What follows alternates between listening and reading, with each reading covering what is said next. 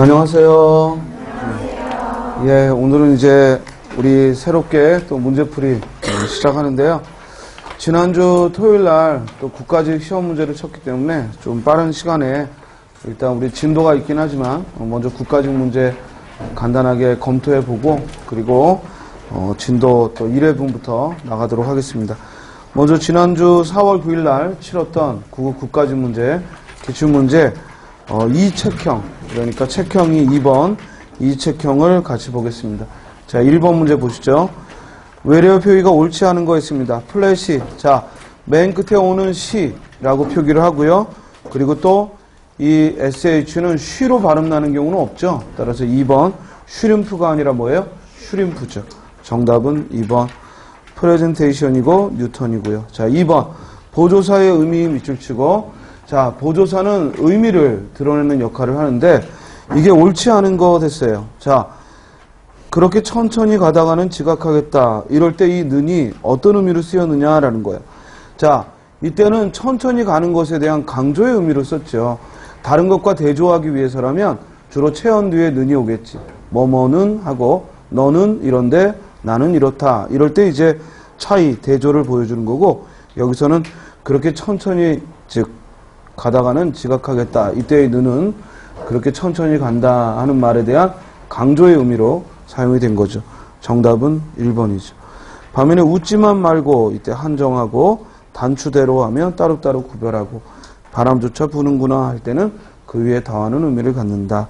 자, 3번 한자성어 이번에 좀 쉽게 났네요. 그리고 도금도 좋기 때문에 어렵진 않았을 거고 이런 유사한 문제 우리 풀어봤죠. 그래서 이 서포 김만중의 사시남전기에서 결국 악한 사람은 벌을 받고 그죠? 그리고 즉 사씨는 다시 누명을 벗고 집으로 돌아오고 따라서 사필귀정 또는 뭐 권선징악 이런 걸 답으로 할 수 있겠네.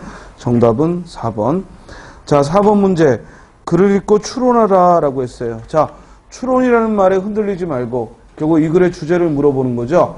우리가 항상 국어 문제는 앞으로 이번 시험 문제는 특히나 독해에 있어서 여러분들이 뭘 생각할 필요가 없는 거야. 쓰여있는 그대로만 하면 돼요. 문학도 그렇고 비문학도 그렇고. 자, 이 글을 읽고 추론하라 했을 때 여러분들이 추론하는 말 때문에 뭔가 더 상상해야 된다고 오해하지 말고 이 글의 주제가 뭐냐 이거예요. 자, 읽어봤더니 똑같은 보수를 우리가 나누어 주는데 다른 사람보다 더 많이 받은 사람은 미안해하고 반면에 다른 사람보다 또 적게 받았을 때는 또 뭐예요? 화가 나고 반면에 같은 즉 돈을 받으면 만족스러워하고 그래서 사람은 공평한 대우를 받을 때 행복하다. 정답 몇 번? 1번이죠. 대신 이제 이런 문제 풀 때는 사실은 어떤 특정 부분만 읽을 수가 없고 모두 다 읽어야 되니까 재빠르게, 그죠? 재빨리 읽는 그런 시간을 좀 전략하는 게 필요하고요. 자, 5번 문제. 필자가 궁극적으로 강조하는 거, 뭐 물어보는 거예요? 주제 물어보는 거예요. 자, 본문을 보면 로마는 마지막으로 보아야 하는 도시라고 합니다. 장대한 로마 유적을 먼저 보고 나면 다른 관광지의 유적들이 상대적으로 왜소하게 느껴지기 때문일 것입니다. 로마의 자부심이 담긴 말입니다. 여기까지만 보면 로마는 유적지가 발달했기 때문에 즉 로마를 먼저 봐야 한다 이런 얘기죠. 그런데 바로 뒤에 뭐가 나왔어요? 그러나 나는 당신에게 제일 먼저 로마를 보라고 권하고 싶습니다. 자, 오히려 앞에서 얘기했던 것을 뒤집어서 로마를 가장 먼저 보라고 했어요. 그리고 이제 그 이유를 들었죠. 뭐라고 했어요? 왜냐하면 로마는 문명이란 무엇인가 라는 물음에 대해 가장 진지하게 반성할 수 있는 도시다. 결국 로마라는 도시를 보면서 우리가 문명에 대한 뭘 할 수 있다는 거야? 성찰을 해볼 수 있다는 거야. 반성을 해볼 수 있다는 거야. 그럼 그 단어 그대로 가져오면 되죠. 정답 몇 번? 2번. 다음 6번. 글의 제목은 곧 그 글의 주제죠? 자, 읽어요. 평화로운 시대의 시인의 존재는 문화의 비싼 장식일 수 있다. 그러나 항상 접속어 그러나 나오면 그 뒤가 중요하다고 그랬지? 그러나 시인의 조국이 비운에 빠졌거나 통일을 잃었을 때 시인은 장식의 의미를 떠나 민족의 예언가가 될 수 있고 민족혼을 불러일으키는 선구자적 지위에 놓일 수 있다. 자, 시인은 뭐야? 예언가로서의 역할을 할 수 있고 또한 민족의 선구자의 위치에 있다라는 얘기야. 그리고 그 뒤에는 예를 들면 했으니까 더 읽을 필요 없죠? 자, 그렇다면 시인은 예언가요 또한 선구자라. 뭘 다룬 거야? 시인의 역할. 그죠? 역할. 사명을 다뤘지. 정답 몇 번? 3번. 자, 예언가가 되기도 하고 선구자의 지위에 놓일 수도 있다라고 했으니까 이는 뭐 주어진 운명이라는 의미는 아니겠고. 그죠? 또 시인의 생명? 이상한 말이잖아. 그지? 따라서 이건 어렵지 않게 쓸 수 있었으리라고 봅니다. 다음 7번. 시의 흐름에 맞게 설명한 것. 말 그대로 시의 문맥을 해설하는 건데 우리가 기용도의 엄마 걱정은 한 번쯤은 풀어봤던 문제입니다. 그러나 그거는 이 문제 푸는데 아무 상관없습니다. 그냥 이 글에서 해석하면 되죠. 자, 기억에 해가 시든 지 오래다. 이는 시간이 경고한 거다. 맞다 틀리다? 맞다. 니은번. 나는 찬밥처럼 방에 당겨. 찬밥처럼 결국 관심받지 못했다. 외로운 상태다. 가능하죠? 자, 디귿번. 아무리 천천히 숙제를 해도 뭐 때문에 그러지? 그렇지. 엄마를 기다리느라 그런 거죠. 공부하기 싫어한다? 그건 네 마음이고. 따라서 공부하기 싫은 게 아니라 엄마를 기다리느라고 천천히 숙제를 한다. 정답 몇 번? 3번. 또 리을번에 금간 창 틈으로 고요히 빗소리 했을 때 금간 창에 금이가 있어. 이는 그렇게 그때그때 수리하지 못한다는 거. 즉 가난함을 말한다? 가능하죠. 자, 다음 8번 문제. 이런 거 선생님이 잘 풀라고 시 공부 안 한 거야. 무슨 말이야? 일부러 선입견 갖지 말고. 그죠? 이 글에 쓰여진 대로만 하라고 그랬잖아. 여기 밑줄이 어디에 있어? 이슬. 그러면 여기서 이슬은 어떤 의미로 쓴 거냐? 바로 위에 있잖아. 뭐야? 새벽빛 와 닿으면 쓰러지는 그랬어. 그럼 이슬의 성격은 뭐 막다라는 말로 쓸 수도 있고 또 밝게 빛난다라고 쓸 수도 있고 또 물기가 있다라고 쓸 수도 있고 얼마든지 쓰는 사람에 따라 즉 다양한 의미를 해석할 수 있는데 여기서는 어떤 의미를 쓴 거야? 금방 사라지는 것. 그러면 아래에서도 뭘 찾으면 되는 거야? 금방 사라지는 것. 1번. 어머니는 눈물로 진주를 만든다. 이때 눈물은 값진 것이다. 이런 의미로. 왜? 진주를 만든다고 했잖아. 다음 2번. 반짝이는 나뭇잎. 이때 나뭇잎은 뭐야? 반짝이는 것. 다음 만약에 이슬이 영롱한 이슬을 하고 반짝인다라고 의미로 썼다면 2번이 답 될 수 있죠. 그러나 지금 위에서 이슬은 금방 사라지는 것, 허무한 것 이런 의미로 쓴 거야. 자, 3번. 잠을 깨고 나니 고된 인생도 한바탕 꿈처럼 여겨진다. 이때 꿈은 뭔가 목표를 둔다는 의미도 아니고 달콤하다는 의미도 아니고 뭐야? 허무한 것. 사라져버리는 것. 따라 답은 몇 번? 3번. 얽매인 삶보다는 구름 같은 삶. 이때 구름은 어떤 의미? 그렇지. 자유롭다는 의미야. 그러므로 가장 가까운 건 3번이죠. 다음 9번. 두 단어의 의미관계. 이거 한자 문제 아니죠? 어휘 문제야. 자, 광정과 확정. 이거 어디 나와? 기비독립선언서에. 광정한다라는 건 뭐야? 확정하고 광정하다. 바르게 정한다 이 말이야.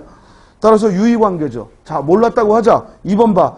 부상하면 공부한 거야. 부상지척에 할 때 부상은 뭐야? 해 뜨는 곳. 함지는 뭐야? 해지는 곳. 무슨 관계야? 반의관계.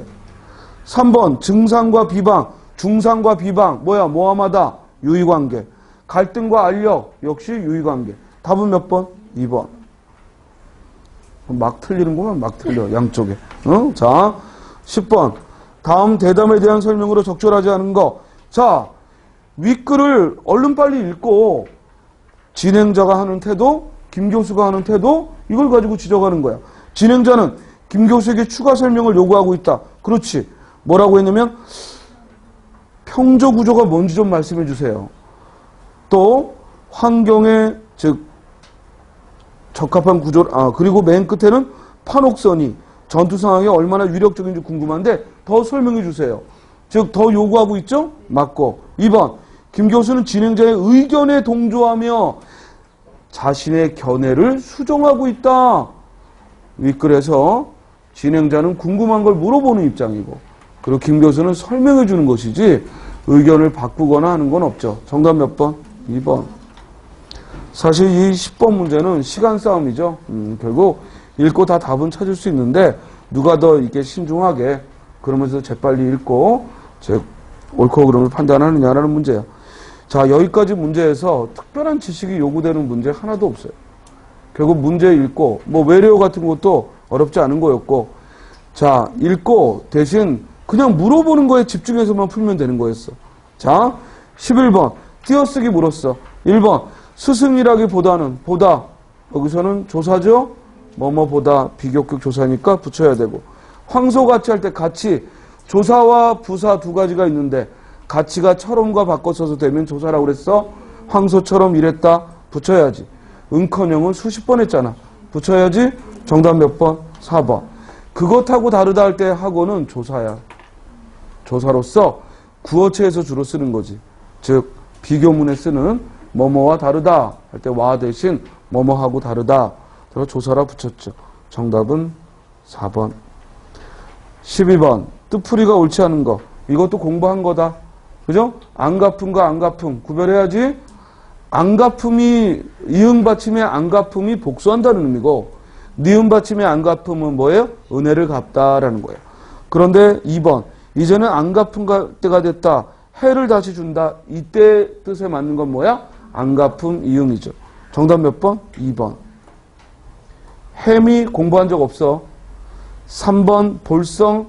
이건 볼성 사납다 하고 얘기를 했을 뿐이고, 낱말 뜻 충분히 사전 보면 공부했던 거고. 4번 공부한 적 없어. 이해돼? 4번하고 1번은 여러분들하고 공부한 적 없는데, 대신 해미 같은 경우에는 사실 일반적으로 뭐 글 속에서 많이 보던 거라 알 수도 있겠지만, 내가 수업 시간에 한 건 아니기 때문에 해미와 상고대 몰랐다고 합시다. 그러나 안갚음은 이건 수업 시간에도 했고, 또 기본서에도 안갚음 구별하는 거 있고, 그죠? 이 정도는 쉽게 하리라고 봅니다. 정답은 2번. 13번. 표준어가 아닌 거. 자, 장단지, 귓밥, 눈초리, 콧망울. 이거 분명히 문제 시간에 했어요. 콧망울이 아니라 뭐라고요? 콧방울. 정답 몇 번? 1번. 14번. 다음 글에 대한 설명을 옳지 않은 거. 이규보의 경설. 분명히 수업 시간에 다뤘습니다. 그런데 그 다룬 걸 암기하고 쓰는 건 아닙니다. 다만 여러분들은 수업 시간에 분명히 거울을 보고 흐리고 더러운 걸 취했는데, 다른 사람이 왜 흐리고 더러운 걸 취하냐 했더니, 비록 이것을 내가 흐리고 더러운 걸 취하더라도 나중에 잘생기고 그리고 예쁜 사람이 와서 보면 그때 가서 깨끗하게 하면 된다. 그러니까 본질은 뭐야? 쉽게 바뀌지 않는다.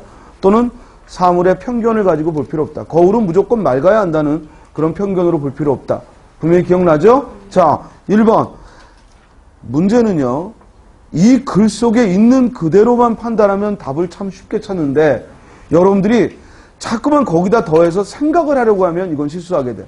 자, 잘생긴 사람이 적고 못생긴 사람이 많다는 말 있어 없어? 위에 있어. 그럼 1번 맞는 거야. 그 뒤에 거사의 현실인식 이런 말에 끌려가지 말고.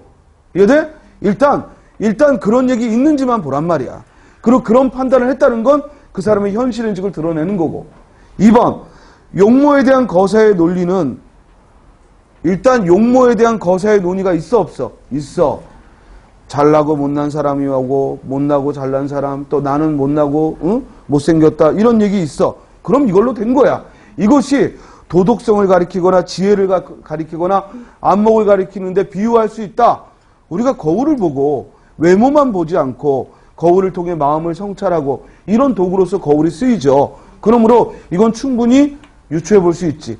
3번. 잘생기고 예쁜 사람을 만난 후 거울을 닦겠다는 말 위에 있어 없어? 있어. 그것이 이 사람의 처세관이냐? 이런 거에 흔들리지 말고. 문제는 4번에 이상주의적이고 결백한 자세라는 얘기는 윗글에 어디에도 없어요. 이해돼요? 그리고 현실에 맞서고자 한다? 이런 얘기가 어딨어 위에. 완전 관계없는 얘기인데 멋있는 말을 써놓은 거야. 따라서 옳지 않은 거 몇 번? 4번이죠. 다음 15번. 이건 고쳐쓰기 문제죠. 자, 선생님이 이런 문제 풀 때는 어떻게 하랬어? 고치라는 대로 해보라고 그랬어. 자, 1번. 문맥에 맞도록 그러나로 해라. 따라서를 그러나로 고치라는 얘기는, 따라서는 인과관계의 접속어인데 그러나로 고치라는 얘기는 반대라는 얘기야. 그럼 그 앞에 읽어야지. 그 앞에 읽었더니 뭐라고 그랬어? 자본주의 체제에서 모든 계층의 사람이 똑같이 많이 벌고 잘 살기를 바랄 수는 없다. 어느 정도 소득 격차는 경쟁을 유발하는 동기가 될 수 있다는 걸 부인할 수 없다. 여기까지는 소득격차를 자본주의 사회에서는 인정해야 한다는 거야. 자, 뒤를 봤더니 우리와 같은 양극화 현상이 심화돼서 그대로 방치한 채 자연 치유되도록 기다릴 수밖에 없다. 자, 그 위에는 자본주의 사회에서는 소득격차가 있다는 걸 인정하자라고 했는데 뒤에는 그걸 그대로 자연현상으로 둘 수는 없다. 그러니까 반대되는 의견이니까 뭐 써야 돼? 그러나 다음 떡 먹은 입 쓰러치듯 이라는 말 대신에 의미가 통하게 아랫돌 빼서 윗돌 개듯. 이거 무슨 뜻이야? 임시방편적이라는 얘기야. 자, 바로 앞에 뭐라고 나왔어?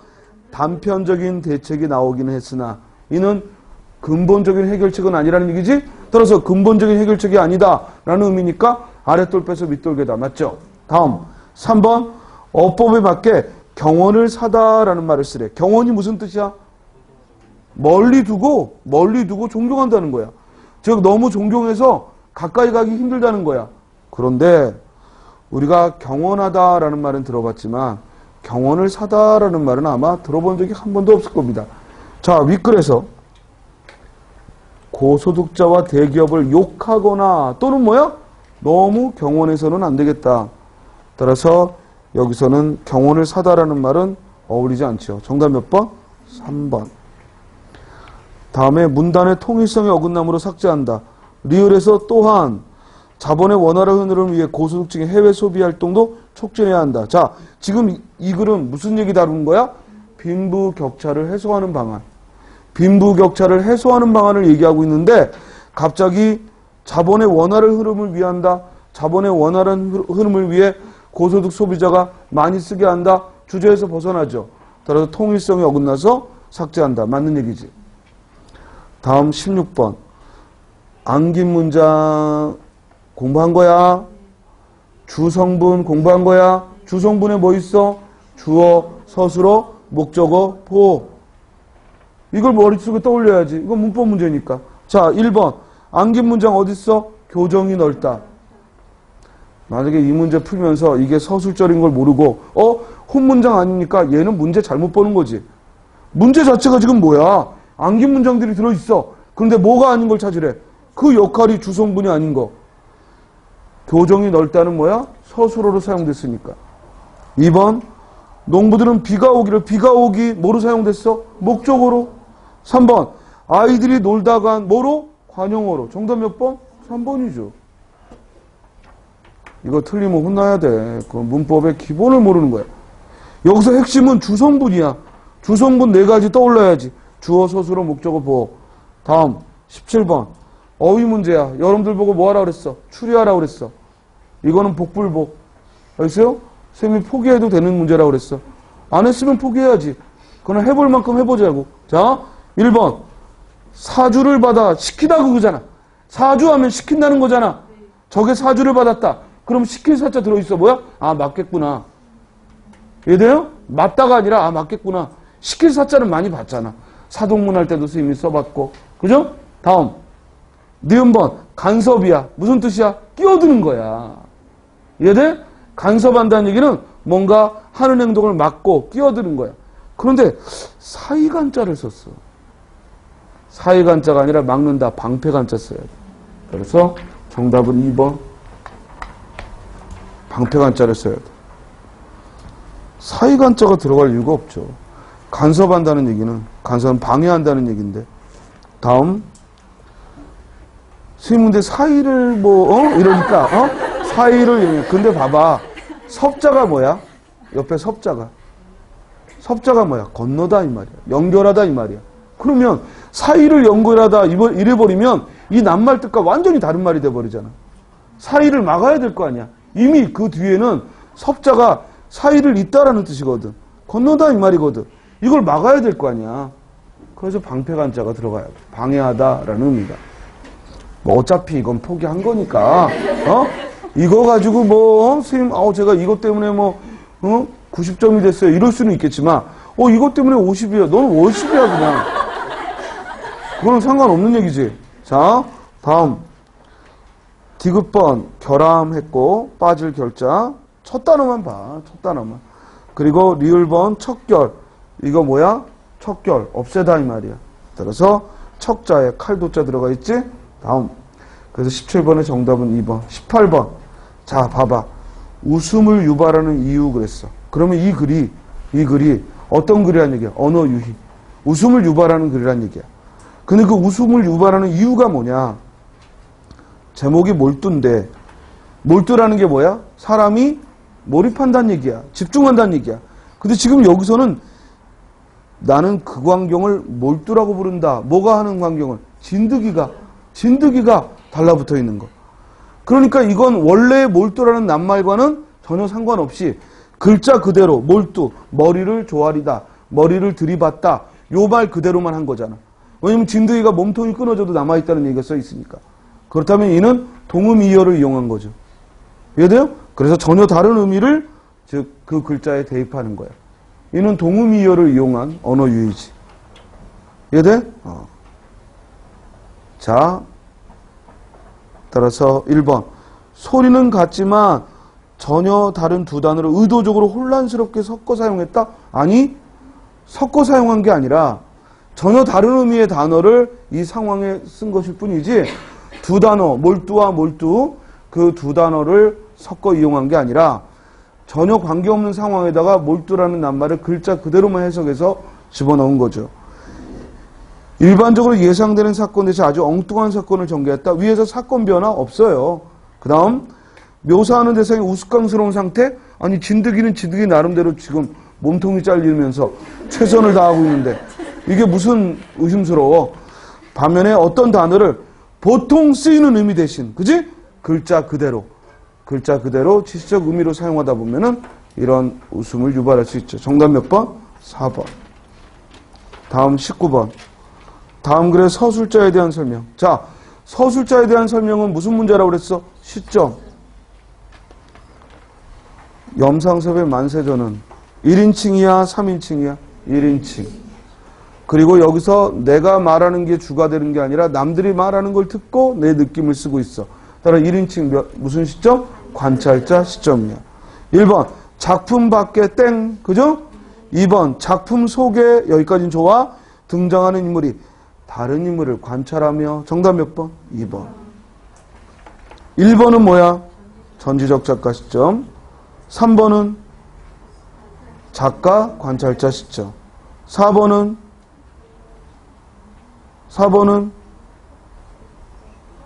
시점의 이동이 일어난다 이 말이죠. 즉 작품 속의 서술자가 작품 밖의 서술자와 교차한다는 얘기는 시점의 이동이 일어난다라는 얘기입니다. 정답은 2번입니다. 다음 20번. 이번 문제에서 새로운 문제입니다. 새로운 유형. 처음 나온 유형이죠. 나머지는 모두 나왔던 유형이고요. 국가직에서 한 문제 정도 지금 이렇게 새로운 유형이 등장하지. 뭐냐면 윗글에 원활한 대화를 위한 협력의 원리 4가지를 썼어. 첫째는 뭐야? 양의 경률. 두 번째는 뭐야? 질의 경률. 세 번째는 뭐야? 관련성의 경률. 네 번째는 뭐야? 태도의 경률. 이걸 설명해주고 이걸 짧은 시간 안에 여러분들이 이해했는가를 물어보는 거야. 자, 먼저 첫 번째 양의 경률은 주고받는 대화에서 필요한 만큼만 정보를 제공하라는 얘기야. 즉 필요한 것 이상의 정보를 제공하면 이는 양의 경률에 어긋난다.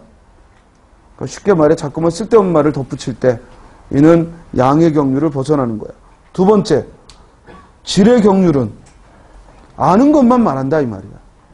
모르는 걸 얘기하지 않고 즉 아는 사실만 말한다는 거지.